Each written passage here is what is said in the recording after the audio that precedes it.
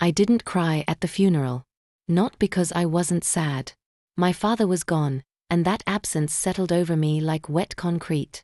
But there was something else sitting heavier on my chest. Something colder. The kind of weight that doesn't come from grief, but from betrayal. A betrayal I hadn't even begun to understand yet. The service had ended less than an hour ago. The guests, mostly his colleagues from the firm, a few neighbors, and old friends I barely remembered, had already dispersed. I stayed behind, standing alone on the stone path behind St. John's Chapel, watching the groundskeeper slowly cover the fresh dirt with sod. I didn't speak. I didn't move. I just waited. Not for closure. For the reading of the will. The lawyer, Mr. Darrow, was an old man with cloudy eyes and a voice like dry paper. He had been my father's legal counsel for as long as I could remember. When I was 12, I'd overheard my father say he trusted that man more than most family members. I guess I should have taken that as a warning. Miss Eleanor, he said, folding his hands over the sleek leather folder in his lap, your father left explicit instructions to read the document privately, with only you and myself present. That made sense. My father wasn't the type for dramatics. No siblings, no spouse. Just me. His only child. The one who had been by his side when the cancer took everything from him. His appetite, his voice, his pride. The one who watched him fade day by day while still bringing him soup he never touched and adjusting his pillows like it made a difference. I earned this. I knew I did. So when Mr. Darrow opened the folder and read the first paragraph aloud, I didn't brace for impact. I expected a simple handover of assets. A standard clause or two. The estate. The investments. The beach house in South Carolina. I'd walked through every room of that home with him last summer. I even picked the new paint for the guest bedroom. But the next words knocked the air out of me. And I, Walter C. Hamilton, being of sound mind, do hereby leave the entirety of my estate, including all real and financial holdings, to Leo. Who? I snapped. Mr. Darrow looked up from the document, startled.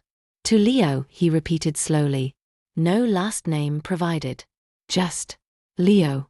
Identified in the addendum as a minor of approximately 12 years old. Known to reside near Market Street Station. Described by Mr. Hamilton as the boy with the shoelace bracelet and the eyes too old for his face. My stomach twisted. What is this supposed to be? A joke? I assure you, Miss Hamilton, it is not. You're telling me my father left his entire life's work, everything, to some random street kid? I said, my voice rising.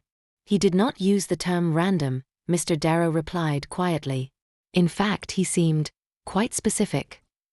I stood up so fast the chair scraped loudly against the tile. The law office smelled like lemon cleaner and stale books, and suddenly I couldn't breathe. I stared at the man across from me, waiting for him to smile, to say it was a clerical error, a misplaced name, a bad joke from a dying man who'd lost his grip on reality. But no. Mr. Darrow only folded the folder shut and said, if you'd like, I can walk you through the official process of contesting the will. Tell me about Leo. He hesitated. I don't know more than what's in the file. But I do know your father visited the Market Street area often in the last 6 months. Once a week, sometimes more. He never explained why. I felt a hot flush rise to my face. So he just met some kid on the street, gave him soup or a pair of gloves or something, and decided he was worth more than his own daughter? Mr. Darrow didn't answer. I left without shaking his hand. The air outside was brittle, late winter clinging to the edges of March. I walked fast, furious, fists clenched in my coat pockets. I couldn't tell if I was hurt or humiliated, or both. I got into my car and sat in silence, my breath fogging up the windshield. Leo. The name tasted like betrayal in my mouth. There was only one thing I knew for sure. I was going to find that boy. And he was going to explain why my father gave him everything. Because right now, it felt like I had lost more than a parent. I had lost the truth. And I wasn't leaving this city without getting it back. I drove straight to Market Street. Not home. Not the cemetery. Not to grieve. I wasn't in mourning. I was in motion. And beneath the grief that I hadn't yet allowed myself to feel, there was only one thing pulsing through me: fury. Market Street was the kind of place most people in this city avoided after dark.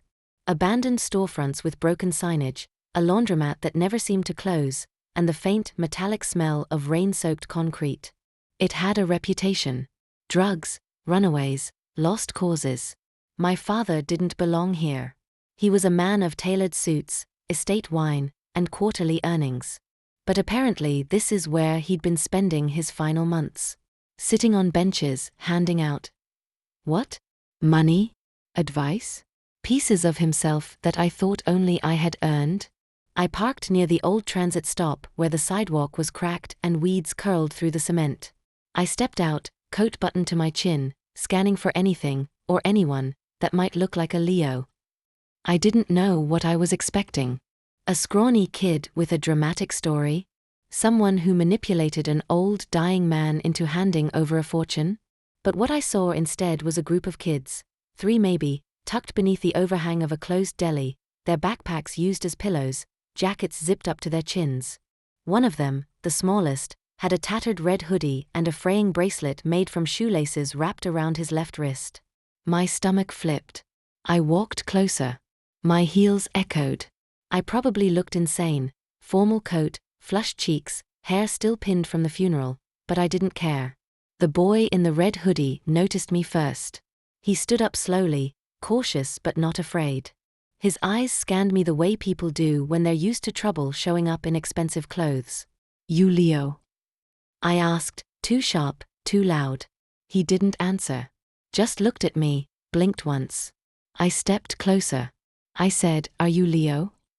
A second of silence. Then he nodded, barely. Something inside me snapped. "Did my father tell you to lie to him?" I said, voice tightening. "Did you tell him some sob story about being alone so he'd pity you? Get him to sign a will without knowing what he was doing?" He stared at me without flinching. Not rude. Not smug. Just steady. His voice was quiet when it finally came. I didn't ask him for anything. I folded my arms. You didn't have to. People like you, you've learned how to make yourself look small and harmless. You know exactly how to make people feel guilty enough to give. He tilted his head, confused. People like me? You know what I mean. He looked down at the sidewalk. Your dad didn't treat me like a project. He didn't ask where I came from. Just sat with me sometimes. Talked. Brought me tea when it was cold. Why you? I snapped. Why not me? The words slipped out before I could stop them. He didn't answer. I hated how calm he was. I hated how I suddenly felt like the unstable one in this conversation. But more than anything, I hated the rising voice in the back of my mind whispering that maybe, just maybe, my father had found something in this boy he hadn't found in me. I took a breath, trying to ground myself. You realize the will names you as the sole heir to everything. My father's estate. His business. His house. You'll be a millionaire by the time you're 15. He didn't blink. I didn't know that. You expect me to believe that? He nodded again, slow. I just thought he was being kind. That's all. I stared at him. This kid, Leo, was either the best manipulator I'd ever met, or he was telling the truth. And I couldn't tell which scared me more. I'm going to find out exactly what happened between you and my father, I said. Every detail. Every visit. Every reason he thought you deserved his legacy more than his own daughter. He just looked at me with those 2 old eyes and said, "Okay." Okay. Just like that. No defense. No resistance. No apology. I turned around and walked back to my car, fists clenched so hard I could feel my nails digging crescents into my palms. This wasn't over. If my father had secrets, I was going to uncover every single one. And if this kid thought he was going to keep what didn't belong to him, he was more wrong than he knew. I didn't sleep that night. Instead, I sat at my kitchen table, the lights off, staring at the folded copy of my father's will. The name Leo stared back at me like a smudge on everything I thought I understood about the man who raised me. 12 years old. No last name. No guardian. No known address. But somehow, everything my father left behind now belonged to him. I had spent the last few years putting my life on hold to care for my father. Cancelled trips. Missed promotions. A relationship that fell apart because he couldn't handle my priorities. And now? A kid who didn't even know the meaning of inheritance was going to live in the house I picked paint colors for. I pulled out my father's old calendar from the drawer. He kept everything in writing, even after we got him a tablet. There, in his uneven scroll, were notes. Market, 2 p.m. Tea with L. Shoelace B. My chest tightened. This wasn't casual. This wasn't charity. This was a relationship. The next morning, I went back to Market Street. Leo was there again, same hoodie, same bracelet, sitting alone on the curb outside the laundromat with a small paper bag in his lap. "You hungry?" I asked, without greeting. He looked up, hesitant, then nodded. I handed him a sandwich and sat beside him, not because I wanted to, but because I needed something from him. The truth. He unwrapped the sandwich slowly. No thank you. No smile. Just quiet chewing and a glance at me every few seconds like I might explode again. I waited. What did he talk to you about? I asked. Leo shrugged. Books sometimes. His wife. Said she passed away a long time ago. He told me I reminded him of her. I think that's why he came back. I frowned. You reminded him of his wife? Not like how she looked. He said she used to sit with people who were alone. Even if they didn't ask. Just sat with them. I didn't know what to say to that. I had vague memories of my mother. Her warm laugh, her vanilla perfume, the way she'd sit at the edge of my bed even when I wasn't talking. She died when I was 7. After that, my father became all schedules and systems and silence. I cleared my throat. He never talked to me like that. Leo didn't reply. He used to come home and tell me to focus on my studies. Said I was lucky to be born into comfort. That hard work mattered. That emotions were distractions. But with you. My voice cracked before I could finish. Leo's eyes softened. I don't think he meant to hurt you. Maybe not, I muttered. But he did. I went to the firm next. My father's office hadn't been touched. His assistant, Maya, looked up in surprise when I walked in. Eleanor. I'm so sorry again for your loss. Did you know about Leo? She froze. So you did. She glanced toward the hallway, then leaned in. Your father didn't tell many people. But yes. He used to bring Leo by sometimes. After hours. They'd talk in the conference room. He made me bring hot chocolate and lemon cookies. Every time. I blinked. Like a weekly meeting? More like visits, she said. But meaningful. He used to sit with Leo for hours. Said it helped him breathe easier. Breathe easier? Maya hesitated, then said quietly, your dad was scared. He didn't show it, but he was. Of dying. Of being forgotten. He told me once. Leo doesn't want anything from me. That's why it feels real. I swallowed hard. All this time I thought I knew him. And yet, I didn't know what scared him. I didn't know what soothed him. I'd been his daughter for 34 years. And Leo had been in his life for 6 months. That night, I couldn't sit still. I went to my father's study. Sat at his old desk. Turned the lamp on. And found a sealed envelope tucked beneath the drawer lining. My name was written on it. Just my first name. Eleanor. My hands trembled as I opened it. You're going to be angry. And I understand that. But I need you to know this wasn't about choosing someone over you. It was about giving something to someone who had nothing. Not because you had less, but because you already had something I could never give him, a chance to believe he mattered to someone before the world told him otherwise. I see my mistakes now. How I raised you to be hard, efficient, driven. But not open. Not soft. That was my failure. Not yours. If you're reading this, I'm gone. And I hope somehow, you can forgive me not for what I gave, but for what I didn't know how to give you when I was still here. I sat in the dark, letter in my lap, heart pounding so loud I could hear it echo. It wasn't about the money. It was never about the money. It was about someone my father had once been, and someone I'd never had the chance to meet. The man Leo knew. I found Leo again 3 days later, this time not on the street but sitting on the front steps of the courthouse. His hoodie was cleaner now, maybe someone had washed it for him, or maybe he had. He looked smaller than I remembered. Or maybe I just felt bigger now, filled with too much guilt, too many questions, too late for all of them. He looked up as I approached, but didn't move. I read his letter, I said, sitting beside him. The one he left for me. Leo nodded once, as if he'd known it existed. There was silence between us.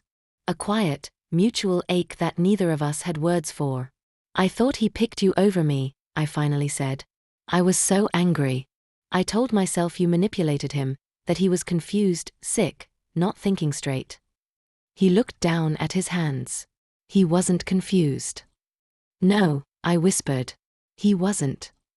I pulled a thin envelope from my bag. This is from Mr. Darrow, I said. He wanted me to give it to you directly. Leo took it but didn't open it. Is it the papers? Official transfer. Everything's yours now. Property accounts. Even the company. He looked at me, eyes wide. I don't want it. I blinked. What? I never wanted it, he said, voice steady but low. I didn't talk to him because of what he had. I talked to him because he saw me. Not like I was trash or a problem to solve. Just a person. I know, I said, throat tightening. And I think that's why he gave it to you. Because he saw something in you I think he wished he had seen in me once. Leo shook his head.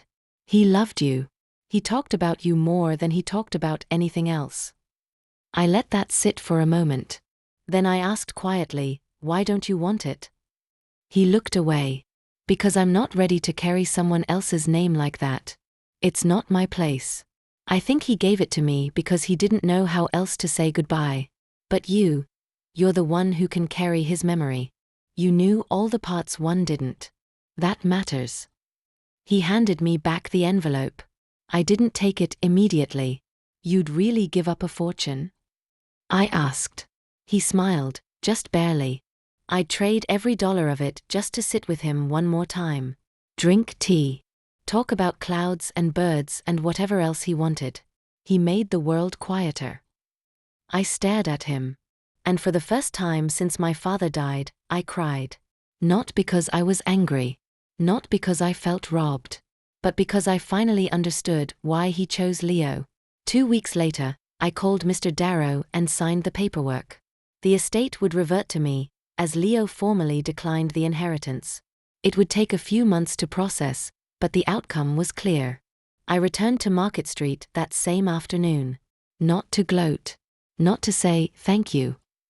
Just to ask one question. I found Leo sitting outside the youth shelter where he'd recently started sleeping. He was helping a younger boy button up a jacket too big for his frame.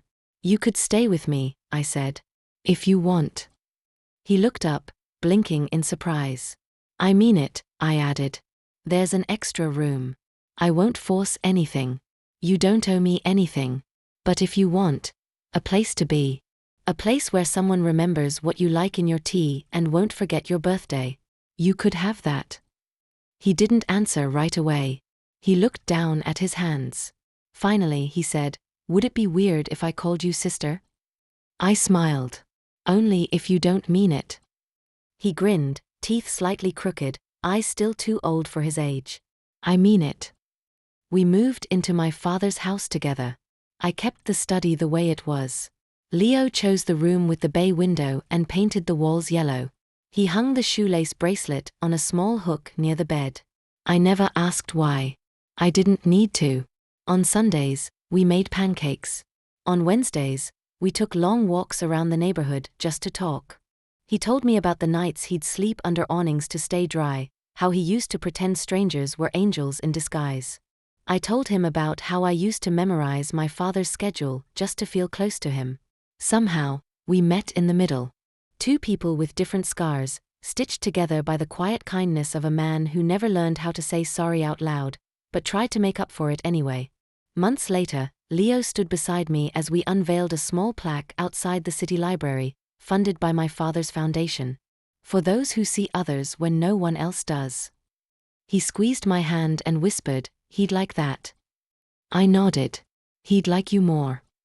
Leo smirked. "You're just saying that because I make better tea." I laughed, wiping a tear from my cheek. And in that moment, standing there beside the boy I once thought had stolen everything from me, I realized something. He hadn't taken anything. He gave me back something I didn't know I'd lost. A reason to forgive. A place to heal. And a brother.